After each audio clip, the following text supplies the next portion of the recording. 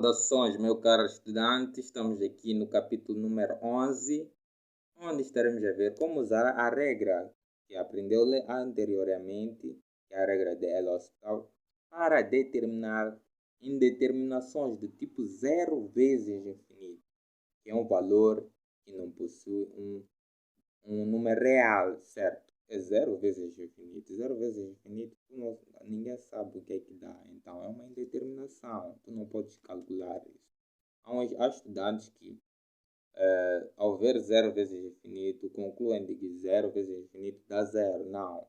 O senhor tem que parar por aqui. O que deve resolver isso realmente é uma das aplicações da derivada. Tem logo a ver diretamente com a regra de Elos.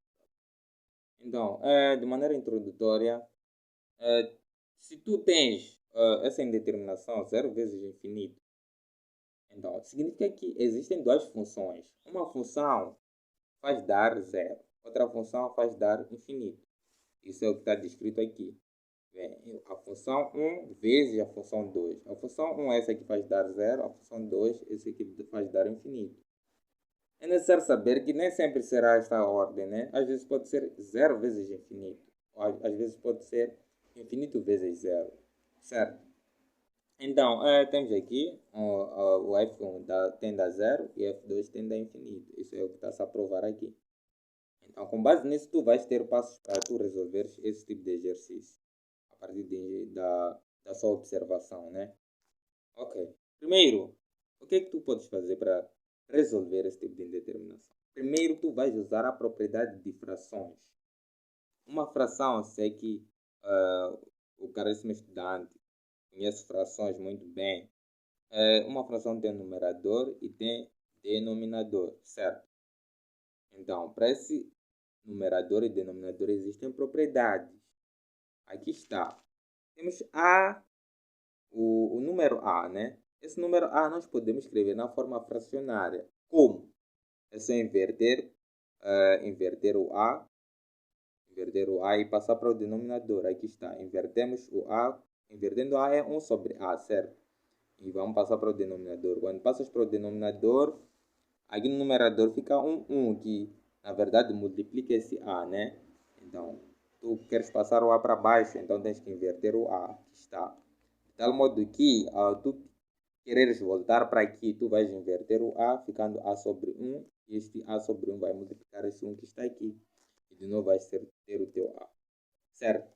Então, aqui temos, de forma já prática, que vai relacionar diretamente com aquilo que nós estamos a ver. Se nós temos dois números A vezes B, nós se quisermos inverter o B, nós vamos ter o A, vamos manter o A e inverter o B, colocar no denominador, certo? É isso que aconteceu aqui. Isso mantém a equivalência entre esse número e este. E se nós quiséssemos inverter o A, o que nós teríamos? Teríamos A vezes B é igual ao quê? Manter o B em cima e inverter o A embaixo. É basicamente isso. Então, a regra não foge para essas nossas duas funções que estão a multiplicar. Se tu queres inverter o F2, vais ter o seguinte. Manter o F1 e vais inverter o F2. E assim, o que vai acontecer depois dessa inversão? É provado que depois dessa inversão, ou você vai ter indeterminação de tipo 0 sobre 0, ou vai ter indeterminação de infinito sobre infinito. Então, de forma como nós já consideramos que o F1 tende a 0, F2 tende a infinito, então, neste caso, como F1 tende a 0, então embaixo tu também vais ter 0. Aqui, se nós temos F1 vezes o F2 e queremos inverter o F1, vamos manter o F2 e inverter o F1 ficando assim. Então, essa parte do denominador vai imitar esta função que está aqui em cima. Aqui está, infinito sobre infinito. E conforme nós já vimos no capítulo anterior, esse tipo de indeterminação nos diz claramente que nós podemos usar a regra de L'Hospital. Então, esse é o passo seguinte. Então, vamos lá ver. Temos aqui dois exemplos, né? A linha A e a linha B. Vamos lá resolver isso juntos. Então, o que nós temos aqui? A linha A, o que é que aparece? A linha A aparece limite de x quando tende a 0, x vezes ln de x, né? Primeiramente, o primeiro passo dos exercícios de limite é tu substituires o valor da tendência aqui na expressão. Então, vamos ter 0 vezes ln de 0, né? Então, 0 é 0. ln de 0 sabemos que dá menos de infinito, né? Conforme nós já sabemos que uma função, né? Uma função logarítmica é uma função que passa pelo 1, né? E vai crescendo. Então, na medida que se aproxima do zero, ele tende a menos infinito. É por isso que colocamos infinito aqui. Mas ao colocar na máquina, também pode dar esse valor, dependendo da máquina, né?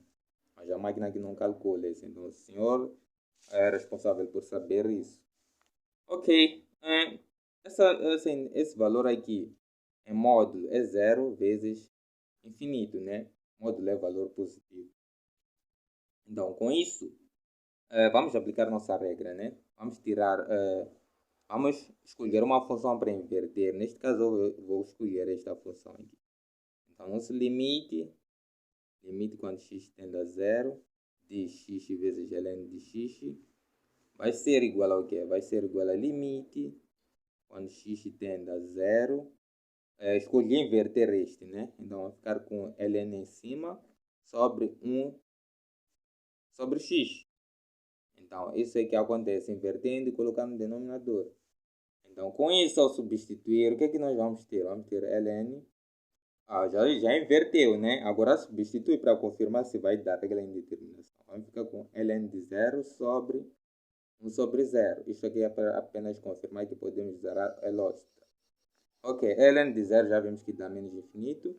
E 1 sobre 0 é uma constante sobre 0. Então, isso também dá infinito. Então, em módulo, ficamos com infinito sobre infinito, que é uma indeterminação. Certo?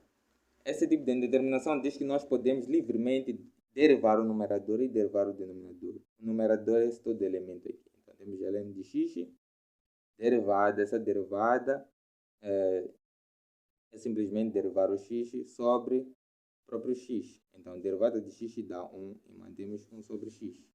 Certo? Agora, a derivada de 1 sobre x. Quando é que isso dá? Isso dá exatamente... primeiramente, eu vou ser esperto. O estudante também tem que ser esperto, né? Ao invés de aplicar a propriedade de divisão, tu podes inverter esse x, ficar somente x elevado a menos 1 derivado. Então, aqui vais aplicar a regra de potência, onde vais multiplicar aqui com menos 1 vezes x elevado a menos 1, menos 1, não é? Reduzes uma unidade, então vais ter o quê? Menos x elevado a menos 2. Isto aqui é a mesma coisa que escrever menos 1 sobre x ao quadrado, não é?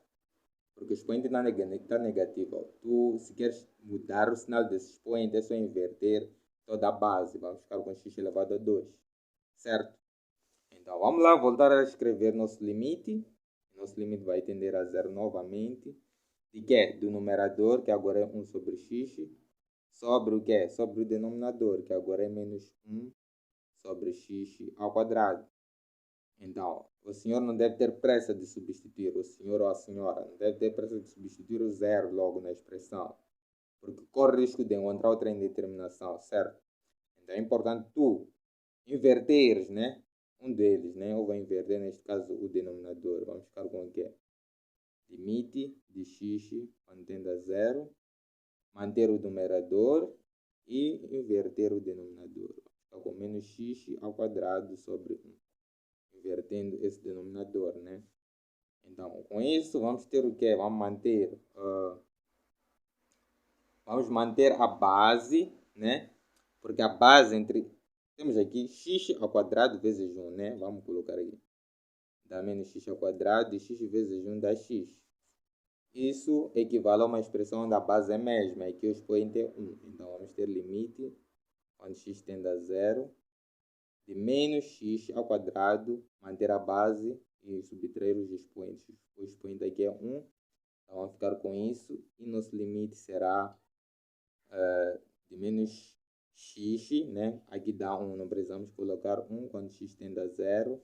E o próximo passo é substituir com 0. Então vamos ficar com menos 0, que é exatamente 0. Esse é o valor do nosso limite. Então, Então, espero que o estudante tenha percebido esse primeiro exemplo. E no próximo vídeo vamos ver o exemplo da linha B.